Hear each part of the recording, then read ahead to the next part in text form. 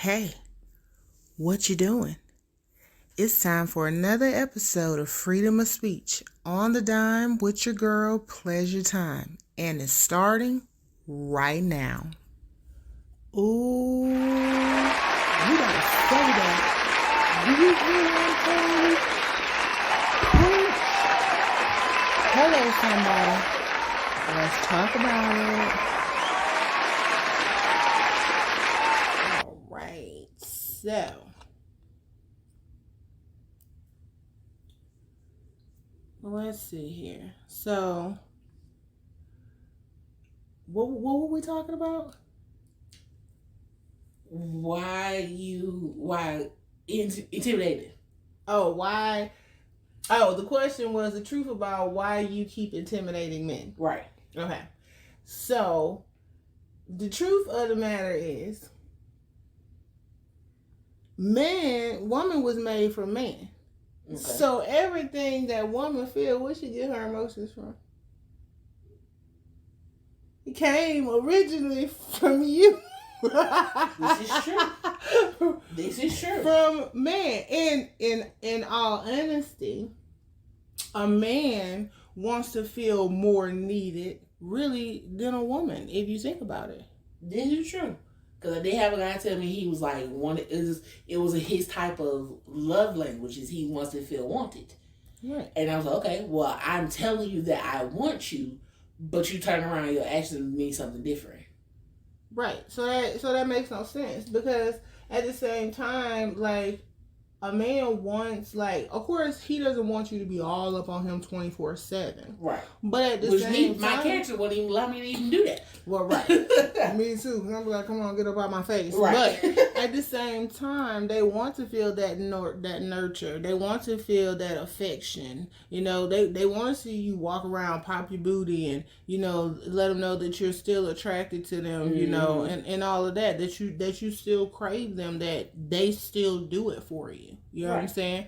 So, and so many relationships and stuff die because, you know, partners and stuff stop doing that. They stop courting each other because they feel that they have you now. So, you know, this is what it is. And when you knock the flame down in your own relationships, because think about when you start out, you're super giddy with each other. Right.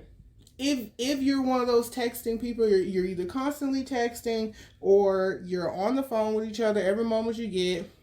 You're constantly missing each other. That's just the woo of the moments that you guys are having right there. Mm-hmm. And then once it becomes a habit, you know, now that your actions have now become habit, of course it's going to become routine. So what does routine? Routine becomes boring after a while. Right. You know what I mean? So you have to do things that's going to spice up your relationship. Do character roles. You know, send naughty texts to each other. Where did anyone say it was a crime to send your spouse or your significant other a naughty text?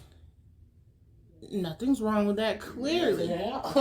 They say keep a spice in a relationship. Exactly. And we always talking about, oh, I ain't got time for that. But, like, and then it goes right back to what you won't do, somebody else will. Okay? Mm-hmm. So, if he's not telling you those things and you're not feeling those things, I bet they're probably entertaining someone else. I bet someone else is getting a good morning. How you doing today, beautiful? What's up, sexy? And all of that, all of this different stuff. Someone else is getting that. Mm-hmm. Bet your bottom they're laying right there beside you and they're sending that to someone else. It's not saying that they don't feel that way about you. It's not saying that they don't feel that way about you. It's just that they don't feel that they should have to tell you those things. And what I don't understand is why. But you would tell someone else. You know what I'm saying? But why do they want to tell you those things? Think about what the side, I don't know if any of you ever been side chicks, if you ever messed with someone else, or if you ever been interested in someone else and tried to get their attention. Think about the things that you did to get that person's attention. You dressed up, made sure you was clean, made sure your breath was smelling good if you was going to be in contact with them, gave little eye, body language, all that different stuff. You did all of that stuff to get folks' attention and to let them know that you were interested. Why do we stop once we got it? That's a good question. It's kind of like a car. The car was pretty. It, drove real good, right price, wooed the dealer, drove it off the lot. And I just let it sit there in the garage. That makes no sense. Tires done rotted. You had it for 4 years. The tires done rotted. The oil that needed to be changed. It ain't started. It don't even start no more. The battery dead. Wow. All the tires is flat. Why? Because you ain't put no maintenance in it. You ain't do nothing to it. All you did was purchase it. Purchase it. You ain't drive it. You ain't wash it.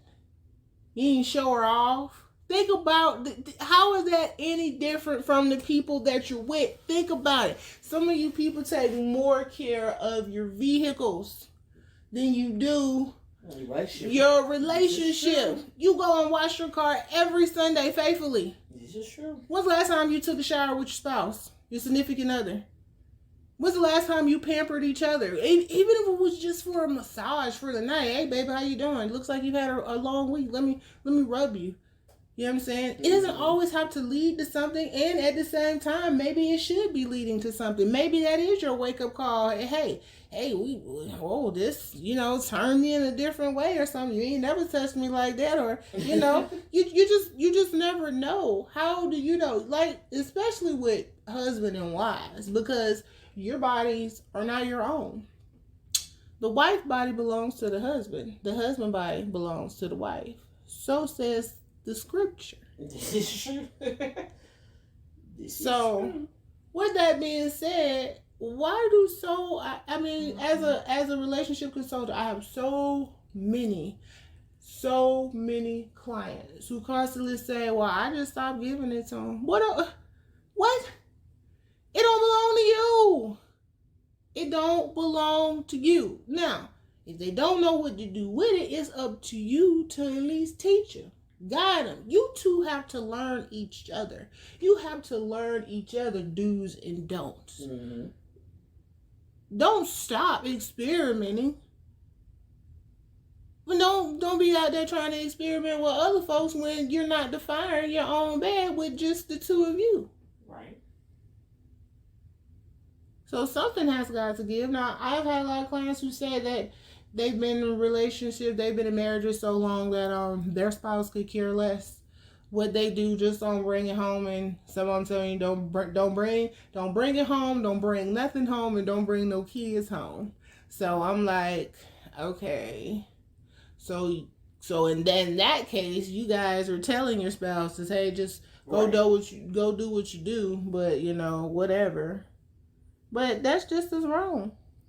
Because why aren't you providing the needs? That's what you took an oath to do. That was your vows.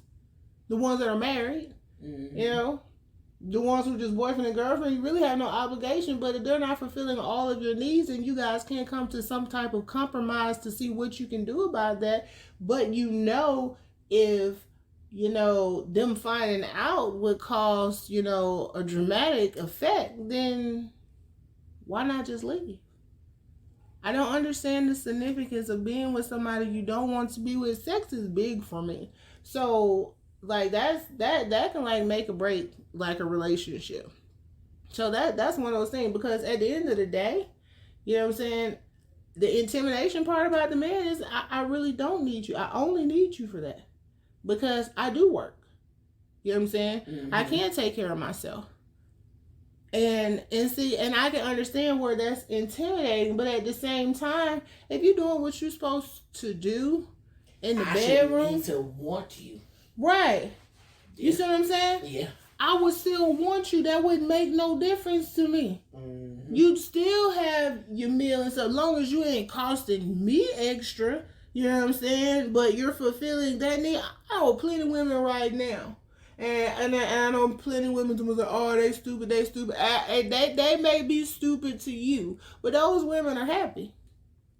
Happy getting done right in the bedroom. And they whoever may not make as much or all that, some of them may be down on their luck, and some of them may just be getting like a social security, or you got your dope boys out there that's the same way. They ain't got no 9 to 5 or nothing like that, but they doing the lady right in the bedroom, so they can lay their head down there and she ain't saying nothing because she ain't bringing no drama. And y'all wonder why dope boys have 25 different women and stuff like that.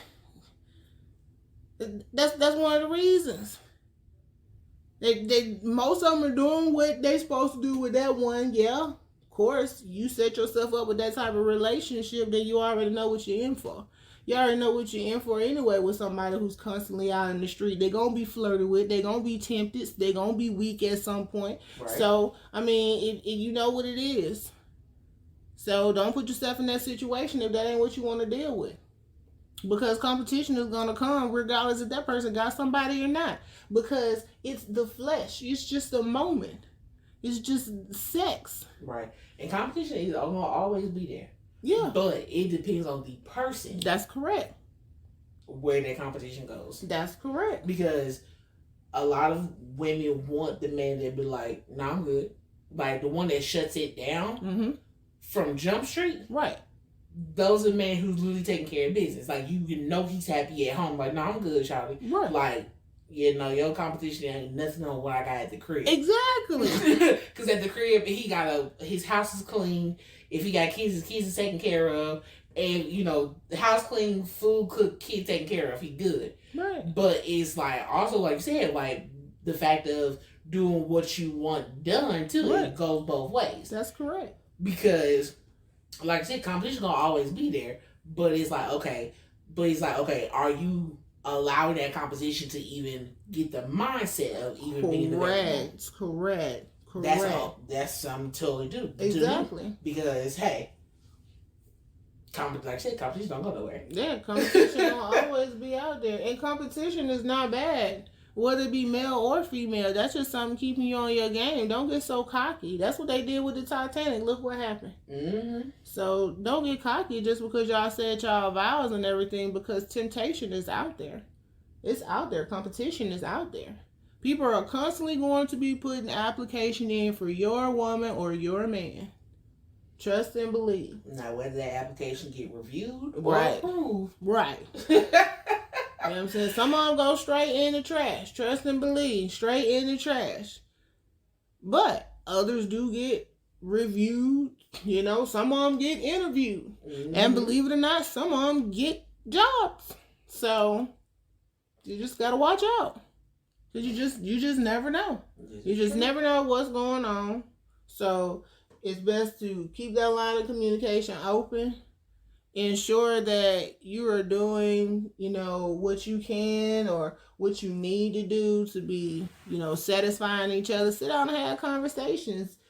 Talk about different things that you might want to change or things that, you might want to do differently. But no one can read your mind. Right. Because you got to have that open line of communication. Because at the end of the day, it's like, baby, what can I do to make us better? Yeah. If make us better in more than one way. But if you saying like, sexually, then, what you need, what you want. And let me know. And vice versa. And that way we can be in the middle. Right. So competition ain't got nowhere to go. That's correct. Yeah. I mean, I've seen like a lot of more open relationships and stuff like that, and to each his own. Right. But my whole thing for you that wants to try the open relationship thing, if you're already insecure with your mate, I would tell you, don't go down that road because it's not going to make your insecurity any better. Mm-hmm. You're just going to be wondering every time they're out or every time you guys are out or anything like that. But there are a lot of couples that I've talked to. A lot of them do things together. They go on these different websites or they go out to the little couples bars and stuff, and they meet and mingle with different people. And, even if it's just to have, social time with another couple. I'm not saying that you guys all got to go out and have an orgy. I'm just saying in general to be able to sit down and, you know, be friends and something, or have sociable times with other couples and stuff like that, you'll be able to see, you know, the tension or the looseness or the openness of the other couples, or like how other people vibe when they're feeling different things. So that can help the relationship. Yeah. right. So I've been in the house and stuff all the time. You don't have to go to clubs and things like. There are other sociable events. Like I told you guys before, go out to the park. There's people in the park. It's not 130 degrees out right now, so you can go out, get you a little light jacket. You know, they have concerts. They have a lot of free events. It's not even things that you even have to pay for to get to some of these things. Just look them up. Things to do in your area. But definitely, that's definitely probably going to be the number one intimidating, or why women intimidate men, is because a lot of us have that mentality. That notion is, we don't need you. And in all honesty, that's how a lot of us feel. Yeah, I don't need you, but I want you. Yeah, I don't need you, but I want you. I need you to be able to step up to the plate. Right. Of what I want. Correct. Now, like, we're not overshadowing the fact of, yes, like, me as a woman, yes, this is what I want. But it's literally, if I want you, it's because there's something in you that I want. Mm-hmm. So, yes, I'm willing to talk to you and to figure out what it is that you're offering that makes me want you. Okay. So, it's not saying it's a one-way street, but it's still the fact that, okay, me as a woman, like you said before, technically I don't need you. Right. I want you, which is a big difference, because like a lot of us, we independent don't. Okay, right. I'm doing this, that, and a third on my own. Mm-hmm. If you can't help me, you hindering me. Holla at you. Mm-hmm. So if I want you, I can let you know this is what I want from you. Right. And it's not a fact like, oh, okay, well, that's all she wants from me. That's all I can bring to the table. No. If you feel like, okay, well, I hear you. This is what you want from me. Well, this is what I'm offering, what you want. And I'm also offering these other things. Is that not necessarily acceptable, but are you okay with these other things that I'm also offering? And that's how you open line of communication, like we talked about before. That's where that communication comes into play of, okay, yeah, I can work with that. Like, you got what I want, for sure. But you're either adding to it, or sometimes it might be something that might be taken away from it, but it's okay because of the fact that I still want you. Right. So even if you are, taking some things away, the fact that I still want you, there's something I still want. So let's talk about it, and vice versa. Because my whole thing is like, yeah, I could want you, but don't necessarily mean you want me. That's true. Because that has happened. Yeah, that's true. That has happened. Like, it's because you get these women who like sit up here low key trying to chase after a man that don't want her. Yeah. Because it's something in him that you want, but you don't have what he wants. Right. That's where that open line communication comes into play. Like, okay, this is what I want. This is what I have. This, that, and the third, like I said before. Mm-hmm. But yes, you are a man that you have. This is what I want. You are adding or subtracting to the things that I want. Do I meet what you want, so that whatever I want from you, whether you adding or subtracting, ain't conflicting. Exactly, right. Ain't conflicting, so that we can be kumbaya at the end of the day. I mean, and I can see it. I can see it in that way too, because I'm quite sure that we have a lot of male listeners that would probably say, well, most women don't know what they want, and because I do hear that a lot, and we're complicated. We're really not. Well, we don't need y'all either, and that's true. Y'all don't need us either. Right. And because if we think about what all of these conversations go back to, we're really just talking about the sex. Yeah, women want someone to take care of them, but men, y'all want someone to take care of y'all too. And I'm not necessarily talking about in the financial aspect. I mean that if you end up sick, you want that person to be able to like, oh baby, well, I got you. You know what I'm saying? If you're short on something, I got you. So you want that helpmate. You know what I'm saying? You just don't want to go through all the hustle and bustle that it takes to get and keep them. Right.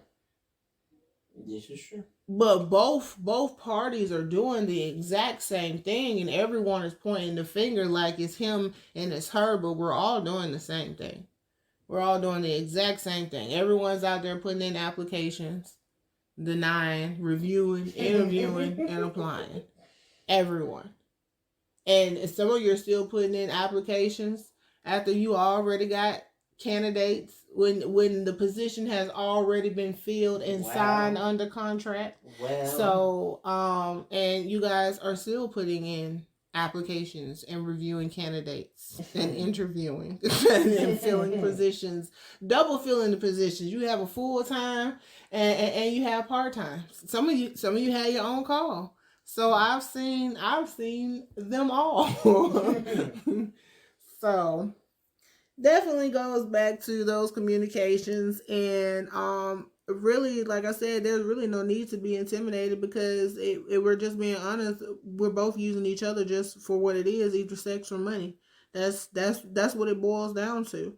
And what else can you do for me is what the other two are trying to find out, and that's why it's just like a job. That's exactly why people apply. You look over it. You review it. You're going to interview the candidate based off their qualifications. You know what I'm saying? Even if it's just a phone interview, like we do. It's that same process. You think about it. Most of everything you do is coming to some of the same processes. It's just a different version. Right. Or a different scenario. You got the no-call, no-shows. Yeah, exactly. You definitely have the no-call, no-shows. You put in the application, like low-key, put in the application. You the hiring manager. Yeah. Like, you looking to fill one spot. Exactly. Like, honestly, looking to fill one spot. Exactly. You get many applications. Mm-hmm. And then you narrate, many applications, then many interview rounds. Mm-hmm. You try to have more than one interview round. That's then you get down to your top, top candidates. Top 3 or 5 or whatever. And then you have those 3 or 5 that come back for maybe a second or third round, depending on, how deep you want to go into it. Right. And then you have it to where, like, boom, you go from the 5 to the 1. But you will see sometimes that one is a no-call, no-show. Like, that's right. Got to be more careful. Now let me go back through these applications one more time. So you guys were in the top 4. One didn't show up. So let me review you again and see what else you had to offer. Okay. All right. And let's go from there. Start from the top one more time. And sometimes you gotta, like they say, throw the whole baby away. Not the whole baby. Yeah, let's just start over again. Right. So we're just gonna start from fresh. But because if you think about it too, like even with the no call, no show, that does kind of go back to like of the whole this is what I want. And like you're either adding or subtracting. So it's like, okay, the no call, no show, this is what they had. The negative, like subtracted, is the no call, no show part. But if you look at what they were either adding and or additional subtraction, that lets you go back to the other candidates and go, okay, you had this in common with them of what I needed. But what are also that's where you review the candidates again in regards to your positive and negatives, what you add into it, so that way you don't get another no call, no show. Because ain't nobody got time to be doing no call, no shows 2 or 3 times in a row. That's annoying and time consuming. Yeah. Like, seriously, I need a hard work. Well, I think in another notion, because like I said, I reviewed some of these websites and things like that, as far as like the meet people websites to kind of see what they all entail. Like I said, from my investigation, a lot of them are the same sites with different names. So you can sign up for one website and your information be broadcast on 3, 4, 5 other websites.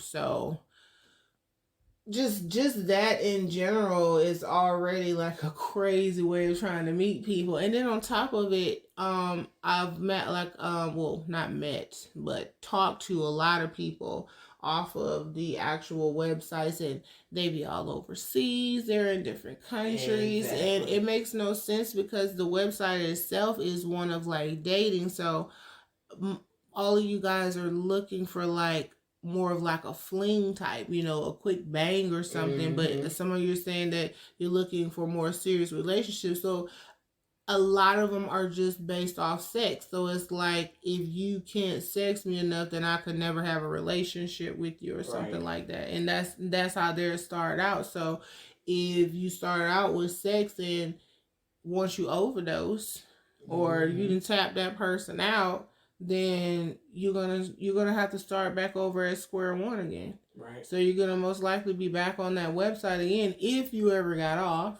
You know what I'm saying? Wow. Yeah. So so wow. you still be back on there, looking for, another moment. So yeah. That's where it goes back to making sure you get the right needs. Right. Sad but touching. So like I said, it kind of goes back to there's really no point of being intimidated one way or the other, because we're all out here doing the exact same thing, whether it be male or female.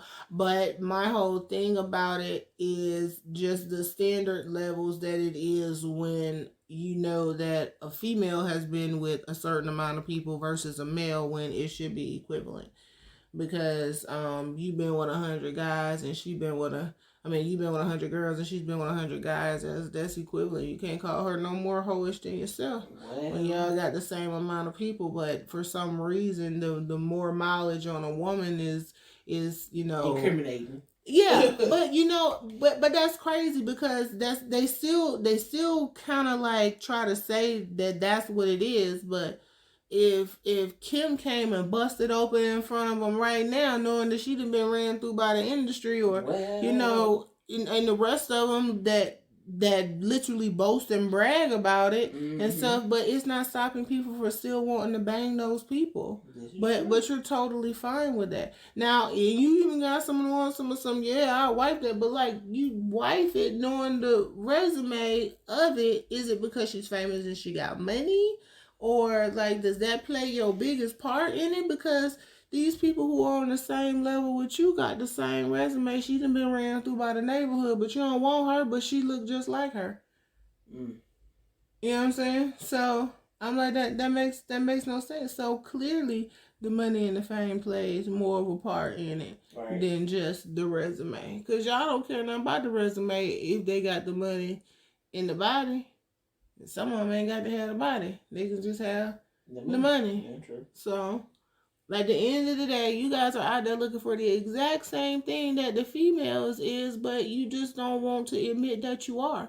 You don't want to be seen as a gold digger because it's a label that you tried to give to the females. But, at the end of the day, it is what it is. Yeah, because at the end of the day, like, it's not the fact that, I guess you can probably somewhat call it a different name.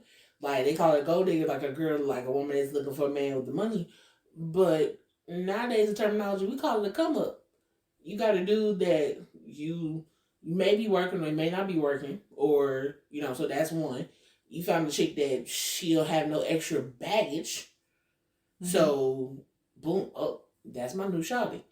She got a car I can drive, and or she got a crib I can stay at. Ain't no extra people. She got food in the refrigerator. She might be able to throw me a little change every now and then. What's the difference? Sound like a bum ass nigga to me. That part too, but it also sounds like a gold digger to me too. Yeah, it's the exact same thing. We call it a come up. Yeah, I call it a bum ass nigga. That too. It's looking for a come up, because that's what a bum ass nigga is, looking for a come up. So, yeah. So, and there's plenty of them that do it. You have plenty of some, I'm all about my paper, I'm all about my paper. But I know they'll get into like abusive relationships with bitches and shit like that and go for shit that they totally is against what they stand for, but the bitch got money. Well. And I'm like, okay. So it is money over family. It is money over, okay. That's totally fine. But it's good to see the true side of people and what actually they stand for, because I feel, and this is to each his own, because, people gonna think what they want. I feel if you feel that it's money over everything, that you would betray someone for an amount of money. And it can be someone that you love. You can even have someone killed for a certain amount of money, because it's money over everything. So that means if you'll uproot yourself away from your family, your loved ones, and stuff for chasing $1, then yeah, you'll do anything for $1. The right amount of $1. Wow. So, but that's a whole nother topic in itself. So we're not gonna stay on that right there. But we're gonna wrap it up by the intimidating.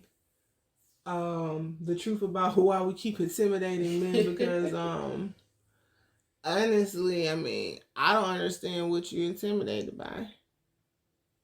I mean, who wouldn't want someone that's successful they can do for themselves? You know, they ain't got their hand out big. See, that's the part that makes no sense, because you claim that's what you want. You want a woman who's smart, pretty, can cook, can clean, can do for herself. But when you get that, it's too much.